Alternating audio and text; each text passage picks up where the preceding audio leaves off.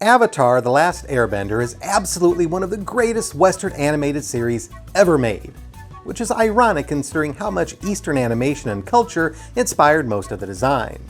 The characters are endearing with top-notch voice acting, the hand-drawn animation is well done, despite the obvious limitations of a television budget in terms of how many individual cells were drawn, and the backgrounds are gorgeous with an attention to detail that would put Joan Crawford to shame. Gushing over the masterpiece that is Avatar: The Last Airbender isn't why I'm here. YouTube is already filled with videos detailing just why this series is so great. Instead, I'm going to focus on one of the more unsung, unsolved mysteries in the series: the death of Jet. Did Jet just die? You know, it was really unclear. Despite the series itself playing with the concept, the mystery is not, did Jet really die? His death is canon and was confirmed by the creators. The real mystery is why Jet died. From a narrative standpoint, we understand why he died, or rather we can argue whether or not it was necessary for him to die. He was a minor character and initially an antagonist perfectly willing to murder innocent people in his quest for vengeance against the Fire Nation, so his death was simply the culmination of a standard redemption arc. The question is why he died from a purely practical, physical standpoint. The earthbending strike that resulted in his fatal injuries wasn't exactly over the top in the world of the Avatar. We frequently see people easily survive similar or worse physical attacks in many episodes.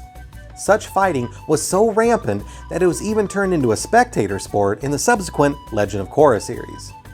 Math isn't my strong point, so I couldn't tell you the actual physics involved, but it can be healthy for humans to be hit by a projectile the approximate size, shape, and weight of a manhole cover propelled at the speed shown here.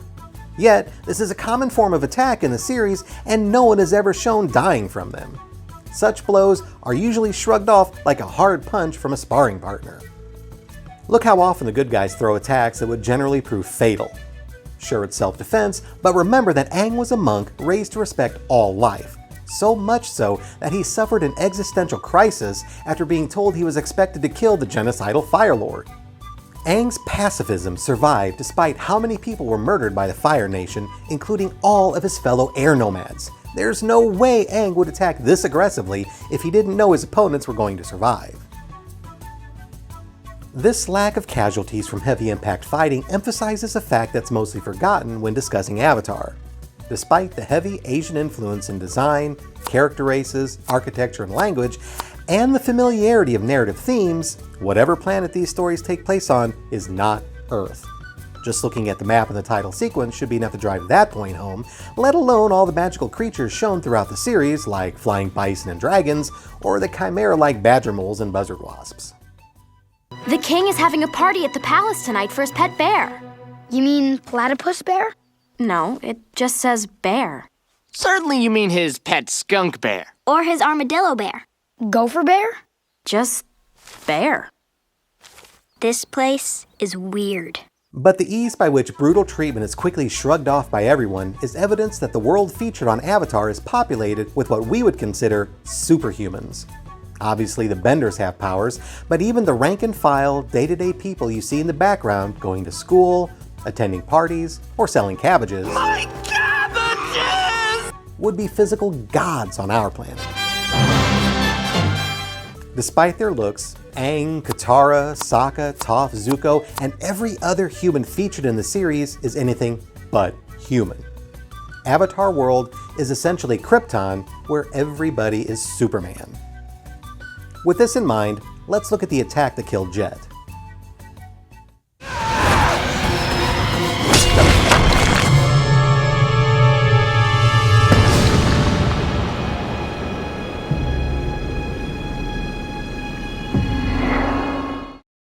As seen here, it's implied Jet took a direct hit from a stone column produced by Long Feng.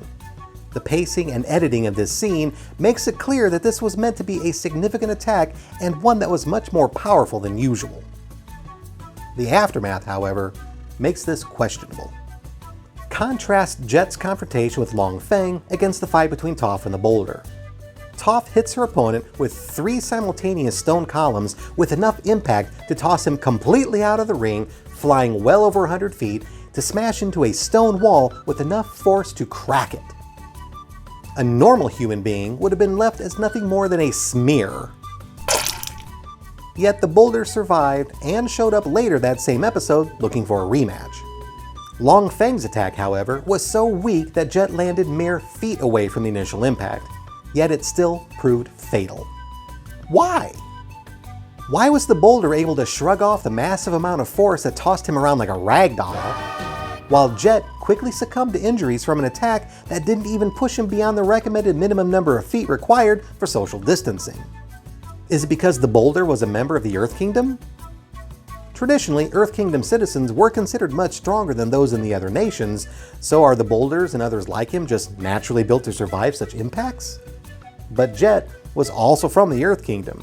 He too should have been too strong to have been killed by Long Feng's weak hit.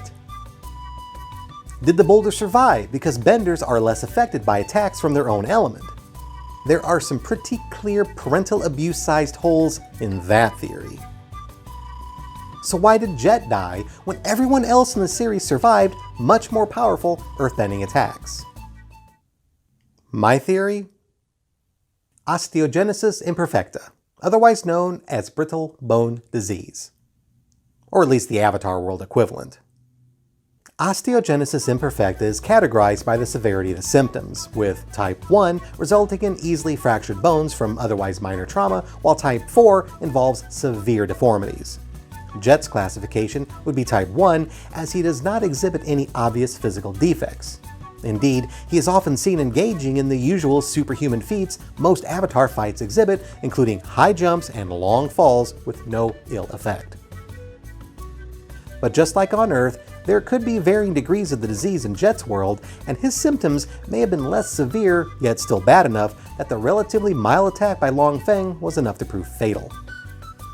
As a non-bender, Jet's fighting style was weapon-based and relied heavily on evasion tactics, and until he took a powerful enough blow, his brittle bone condition would never be discovered. It's also worth noting that from what we saw in his initial appearance, Jet tended to focus on ambush and surprise attacks to take down enemies, subduing them before they even had a chance to retaliate. Finally, his foes were mostly firebenders, so even if he had taken damage prior to his final battle with Long Feng, the blows he would have received were not likely to be the solid impact-based attacks produced by an earthbender. In our world, osteogenesis imperfecta didn't become widely recognized in medical literature until the early 20th century, or roughly around the same time frame that the Legend of Korra takes place in the alternate world of the Avatar. As Jet died over 50 years before the birth of Korra, any injuries he suffered during training would not have been recognized as signs of a dangerous genetic defect. His instructors would have shrugged them off and pressed him to train harder to overcome his frailties. Given his personality, Jet himself would have likely considered such injuries as a sign of weakness, and he would have redoubled his efforts after recovering. Of course, the real reason Jet died in this manner is due to the bane of almost every television or movie series ever made: studio meddling. The creators explained that Nickelodeon was against showing Jet dying violently, or at all, which is why it was so ambiguous in this episode. Just like Korra and Asami's relationship at the end of their series, Jet's death had to be implied rather than directly shown, which is why he's not coughing up blood or following up his last words with the usual death rattle. Had Nickelodeon shown more respect for the intelligence of their audience, or understood that Avatar: The Last Airbender was one of those series that transcended the original targeted demographic and was embraced by just as many adults as children, they would not have hobbled the series creators, and Jet's death could have been a significant cultural milestone by showing a character's violent death and the ramifications of allowing evil people to be in charge. Unfortunately, the studio's cowardice leaves us with having to piece together theories using the only available material on hand. Anyway, this was my take on something minor that always bugged me about the original Avatar: The Last Airbender series. Jet was not a character I necessarily liked, and his death never affected me that much. But like many fans of science fiction and fantasy, irregularities or inconsistencies in canon can be annoying. Theory bending, however, is enjoyable, so feel free to add your own ideas in the comments as to why such a relatively minor earthbending attack proved fatal when more powerful assaults never did.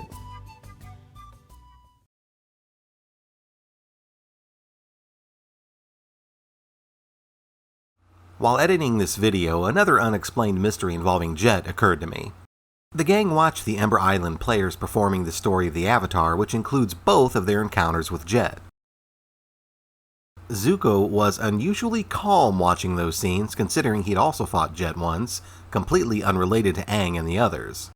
So either Zuko is just really good at hiding his surprise over such an amazing coincidence, or he never made the connection. Maybe they already discovered their mutual acquaintance at some point before watching the play. Perhaps while swapping stories of their adventures, relaxing after a long day of training.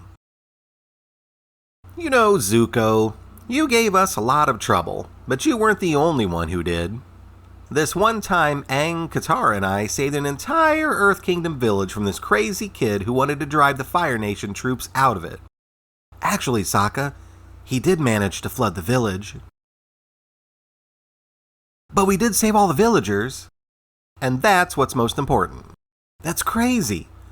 He was willing to kill all the innocent villagers just to drive away my troops? I mean my father's troops.